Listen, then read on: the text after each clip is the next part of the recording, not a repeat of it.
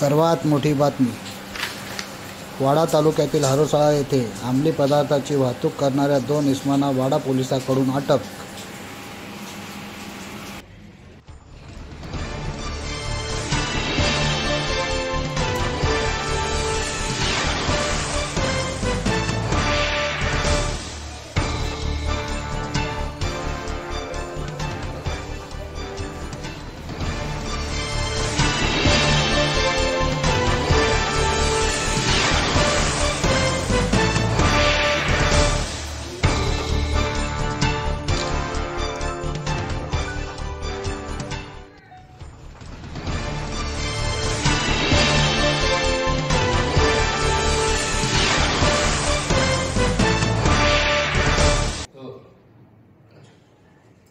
वाडा police स्टेशनच्या हद्दीमध्ये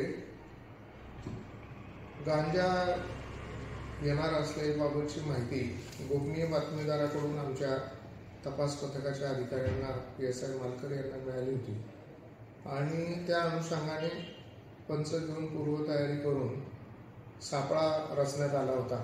या सापळ्यामध्ये एका संशयित कारसह वर्णन ज्याप्रमाणे मिळाले होते ती गाडी आल्यानंतर तात्काळ त्याला अडवून त्या वाहनाची सखोल तपासणी केल्यानंतर त्याच्यामध्ये आम्हाला गांजा मिळून आलेला आहे.